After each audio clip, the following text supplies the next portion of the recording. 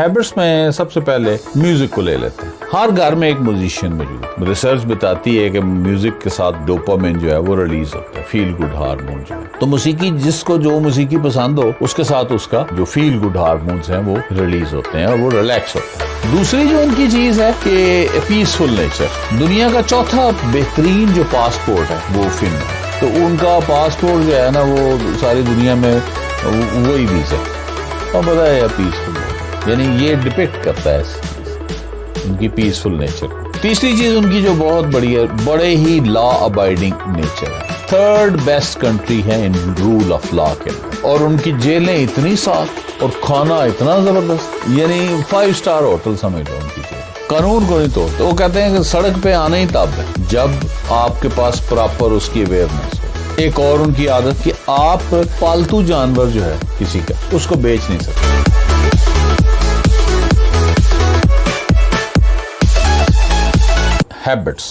Habits में सबसे पहले हम अब इसको सम अप करते हैं। म्यूजिक को ले लेते हैं। हर मौसीकी को बहुत पसंद करते हैं फिनलैंड के लोग। हर घर में एक म्यूजिशियन मौजूद, और जैसे कि रिसर्च बताती है कि म्यूजिक के साथ डोपामिन जो है वो रिलीज होता है, फील गुड हार्मोन जो है। लेकिन म्यूजिक वो होना चाहिए जो आपको पसंद है। तो हैवी मेटल बैंड वहाँ का मशहूर है। ये यूएसए यूके में 50s 60s में, ये 60s 70s में ये चला था। तो उसका एक लाडी का एक गाना है, वो उसने तो अगले पिछले रिकॉर्ड तोड़े हुए। ठीक है, हार्ड रॉक हलीली हिजा को 37 मिलियन उसके व्यूज हैं। मैंने भी देखा है। कान में से धुएं निकल आए, आंखों के आगे अंधेरा छा गया। अजीब जिन, वैसे अजीब शक्लें उनकी और पता नहीं क्या कुछ, पर मुझे तो मजा नहीं आया। लेकिन वो सारी दुनिया से मैब हो रही थी। बहरहाल हम अपनी पसंद नापसंद का जिक्र तो वैसे ही मैंने कर दिया।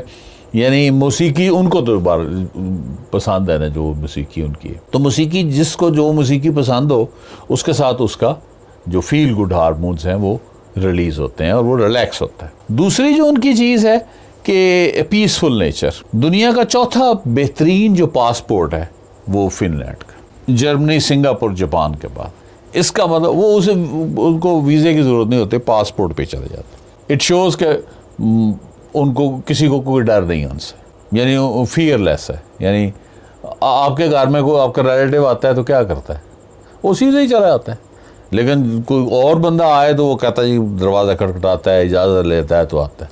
तो उनका पासपोर्ट जो है ना वो सारी दुनिया में वही वीज़ा है। और पता है पीसफुल लोग हैं, यानी ये डिपिक्ट करता है ऐसी चीज़, उनकी पीसफुल नेचर को। अच्छा, तीसरी चीज उनकी जो बहुत बड़ी है, बड़े ही लॉ अबाइडिंग नेचर है। थर्ड बेस्ट कंट्री है इन रूल ऑफ लॉ के अंदर। यानी 1 लाख में 1.2 मर्डर होते हैं टोटल, और वो भी ड्रंक लोग जो हैं, अल्कोहलिक लोग जो हैं या ड्रग यूज़ करने वाले। चूँकि अल्कोहल बहुत ज़्यादा यूज़ करते हैं, सेकंड नंबर पे अल्कोहल यूज़ करते हैं। ये उसके अल्कोहल इसीलिए तो बुरी समझी जाती है, दिमाग कंट्रोल में नहीं रहता। और जापान जो है इसमें सबसे बेहतरीन मुल्क है, 0.2 मर्डर पर लाख। और एल सल्वाडोर में कुछ 61 है, सबसे ज़्यादा एल सल्वाडोर। और उनकी जेलें इतनी साफ और खाना इतना ज़बरदस्त, यानी 5 स्टार होटल समझ लो उनकी जेलें। कानून को नहीं तोड़ते। वो कहते हैं कि सड़क पे आना ही तब है जब आपके पास प्रॉपर उसकी अवेयरनेस हो। उस सड़क पे नहीं आना, आपको कोई नहीं, आप किसी की और अपनी ज़िंदगी को रिस्क में डालें। और जो कानून बने उसके मुताबिक वो चलते हैं। क्राइम रेट बिल्कुल 0 है, ऑलमोस्ट 0, बहुत कम होता है। लॉ अबाइडिंग नेचर हो गई। अच्छा, फिर एक और उनकी आदत कि आप पालतू जानवर जो है किसी का, उसको बेच नहीं सकते। वो ये कहते हैं कि जानवर जो होता है उसकी मालिक के साथ एफिलिएशन हो जाती है। जब किसी को दूसरे को बेचते हैं तो उसकी फीलिंग हर्ट होती है। तो जानवरों का इतना ख्याल करते हैं। मुझे जवेद चौधरी की एक कॉलम याद आ गया, तो उसने एक फार्मूला दिया था कि जो नेशंस जो हैं, जो अक़वाम के जानवरों के साथ अच्छा सलूक कर रही होती है ना, वो दुनिया में टॉप में होती है। एक्चुअली जो जानवरों के साथ कर रहा होता है, इंसानों के साथ तो लाजमन कर रहा होता है। अच्छा, फिर बहुत ही कम गो लोग, अगली उनकी हैबिट देखो, speak when you have something to say, ये उनका मोटो। ऑब्जर्व करते हैं, लिसन करते हैं, पॉन्डर करते हैं, बोलते बहुत ही कम और सुनते बहुत ही ज़्यादा। वो कहते हैं नेचर ने बोलने के लिए एक ज़बान दी है, सुनने के लिए 2 कान दिए हैं। नेचर के असूल को समझना चाहिए। बस में बैठे होंगे सारे खामोश। अच्छा, अब हमारे यहाँ अगर देखें तो हमारे गांव वगैरह के अंदर या फैमिलीज़ में उम्र किस बात पे लड़ाइयाँ हो रही होती। तू ऐ गल कीती सी, उन्हें ऐ गल कीती सी, उन्हें ऐ गल कीती, इसी पे लड़ाइयाँ चल रही होती। अच्छा, फिर जो ही आप बात, फिर वो अगला बंदा फिर उसमें 2-4 एडिशन करके पहुँचा देता है। आपने एक बात की, वो 2, तो वो लड़ाइयाँ होगी, फिर हैप्पीनेस किधर जाएगी? ना बोलोगे ना अगला बात जाके करेगा। आप पीसफुल रहना चाहते हैं, एक फार्मूला याद कर, लोगों के ख़िलाफ़ बोलना छोड़ दें। एक बड़ी पर्सनैलिटी ने एक बात की थी कि अगर आप पुरअमन रहना चाहते हैं तो लोगों के ख़िलाफ़ बातें करना छोड़ दें। अच्छा, फिर उनकी लव विद द नेचर। वो कहते हैं get out in nature, walk in would, stroll along the beaches, stand barefooted in the grass, Arora देखें, झीलें देखें, आइलैंड देखें, सब्ज़ा देखें, नेचर देखें। और ख़ुद फिन कहते हैं कि हमारी जो लिंक है विद द नेचर, वो हमारी हैप्पीनेस की काज है। 8वां पॉइंट है, और 8वां पॉइंट है कि उनकी जो सीक्रेट ऑफ हैप्पीनेस है is go first. Go first का कानून चलता है। अगर आप सड़क पे चलते जा रहे हैं, आगे से कोई बंदा आ गया, तो आपने ये नहीं कहना कि वो, आपने पहले उसको मुस्कुरा दें। फर्स्ट, गो फर्स्ट, उसका ना इंतज़ार करें, फिर आई टू आई उसके साथ कांटेक्ट करें। अगर हो सकता है तो कोई वर्बली भी छोटा मोटा लफ्ज़ बोल दें। ज़्यादा वैसे वो खामोश रहते हैं कि आप इंतज़ार ना करें, कोई बंदा आगे से आ रहा है, आप दरवाज़ा खोल दें। गो फर्स्ट, स्माइल करने में, अच्छी मोहब्बत से देखने में, या उसको ग्रीट करने में। और ये उनका बड़ा ज़बरदस्त फार्मूला है। रास्ता किसी को देना है, यह करना है, तो गो फर्स्ट, तुम जाओ यार। अल्टीमेटली वो भी कर रहा होता है, तो एक गुड एटमॉस्फेयर डेवलप हो जाता है। अच्छा, फिर उनके ना सोना 23 लाख सोना, ये उनकी बड़ी अजीब सा एक प्रोसेस। अब 23 लाख सोना जो है, सोना, ये वाइकिंग थे, उनकी ट्रेडिशन थी। बड़ा ठंडा इलाका था, तो उन्होंने सर्दियों से बचने के लिए क्या करते थे, एक गर्म कमरे में सारी फैमिली बैठ जाती थी। सोना क्या चीज़ है? एक ओवर हीटेड रूम है, और उसमें पानी वगैरह भी डालते हैं तो उसमें से स्टीम निकलती। और उस सोना के बाद आप अजीब किस्म की, आपको you feel refreshed, you feel relaxed, you feel rejuvenated. आपकी थकावटें सब दूर हो जाती। फिर सोना जो है उनका रिलीजियसली भी और ट्रेडिशनली भी, वो कहते हैं कि सोना के अंदर आपने लड़ना नहीं, यानी वो जो ओवर हीटेड रूम है उसमें आपने लड़ाई झगड़ा कोई नहीं करना सोना के अंदर। और वीकली उसमें बैठते हैं आधे घंटे से 2 घंटे तक, ठीक है, वो सोना में बैठे। फिर उनकी जो हैबिट है वो अगर आप देखें तो वो है बात करने की, डेली बात। इतनी सर्दी है लेकिन बात उन्होंने डेली। अगली उनका जो पॉइंट हैबिट है वो generosity. Finns are very generous. Santa Claus कहाँ का था? फिनलैंड का था। उसकी क्या खूबी है? जेनरॉसिटी, लव, टॉफियाँ देने, चॉकलेटें देनी बच्चों को, ठीक है। आज भी सेंटा क्लॉज का विलेज वहाँ पे मौजूद है। कहते हैं उसको ख़त लिखें, जवाब आता है। वो एक सिस्टम सा बना लिया होगा उन्होंने। तो all over the world Santa Claus जो है वो पॉपुलर है, only because of generosity and love. उनका जो बेसिक फार्मूला है, जेनरॉसिटी का जो बेसिक फार्मूला है, not me, you are important. You. Matthew Ricard ने क्या कहा था? मी मेक्स मिजरेबल। मी, मैं जो है ये आपको मिजरेबल कर रहे हैं। आप डेली लाइफ में देखें, जो बंदे बहुत मैं करते होंगे ना, डिप्रेस्ड होंगे। जो हम की बात कर रहे होंगे, तुम की बात कर रहे होंगे, वो हमेशा खुश मिजाज होंगे। तो वो कहते हैं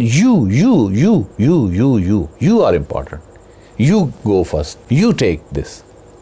तो ये उनकी, ये भी एक वेरी इम्पॉर्टेंट चीज़ है।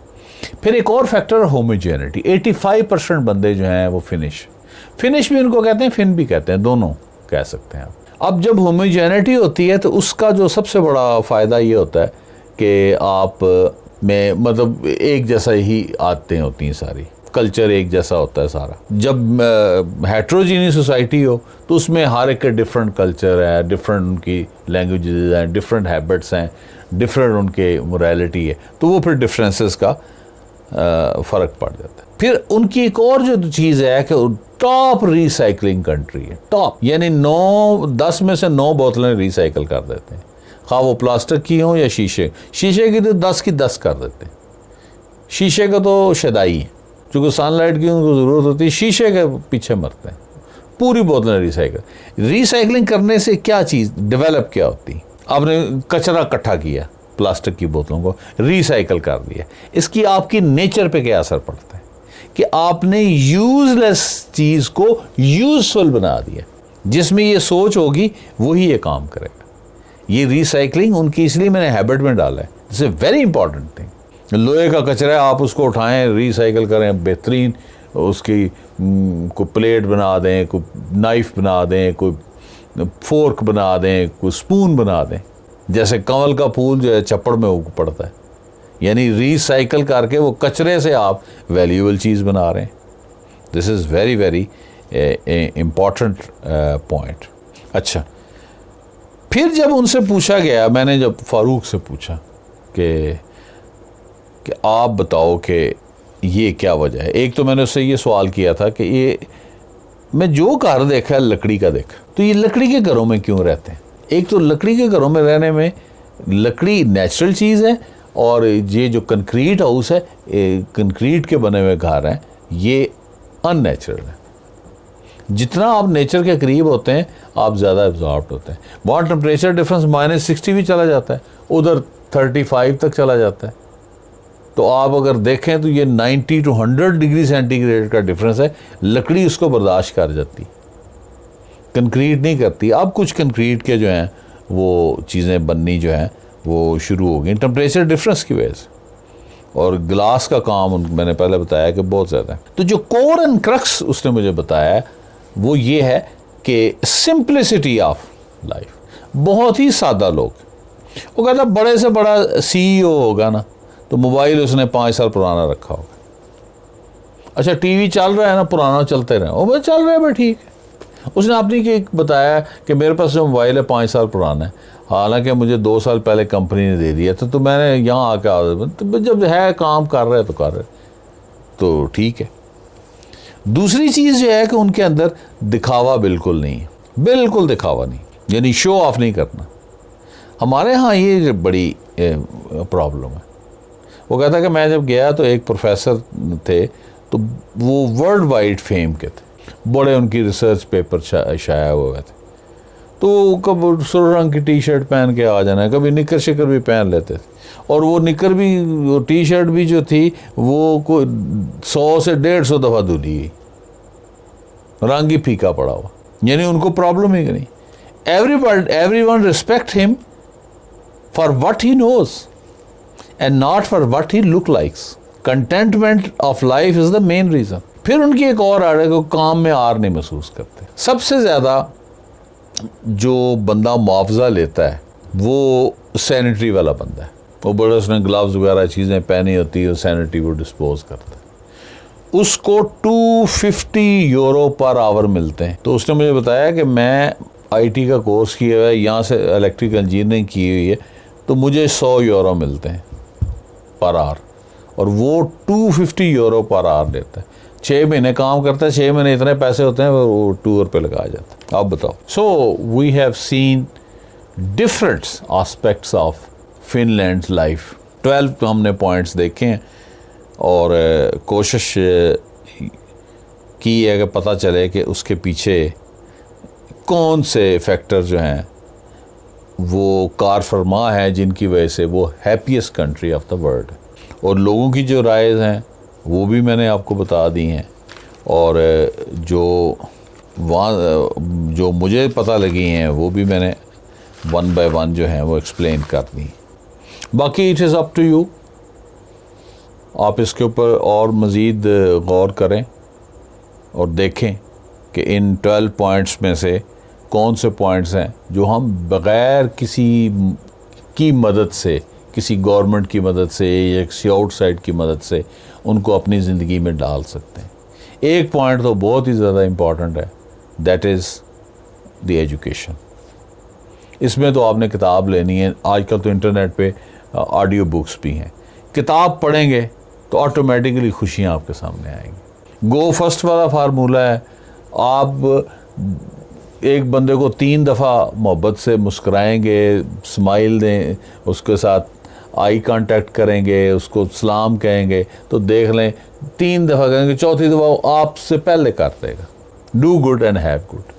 तो इन 12 पॉइंट्स में ज़्यादा से ज़्यादा देखने की कोशिश करें कि कौन से वैल्यूबल हैं। बस फिनलैंड का एक ही प्रॉब्लम है कि उनकी ज़िंदगी में कोई प्रॉब्लम नहीं है, और उनमें जो डिप्रेशन के केसेस आते हैं तो वो कहते हैं कि हमारी ज़िंदगी में कोई तब्दीली नहीं, वही रूटीन से सब कुछ हुई जा रहा है, तरतीब से सब कुछ हुई जा रहा है।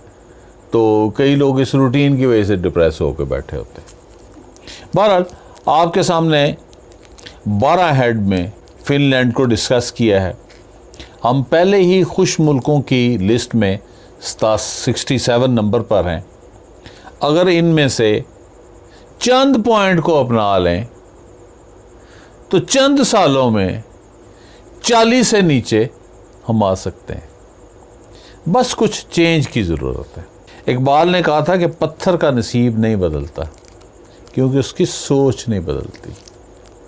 बस थोड़ी सी सोच बदलने की ज़रूरत है। Thank you for paying attention.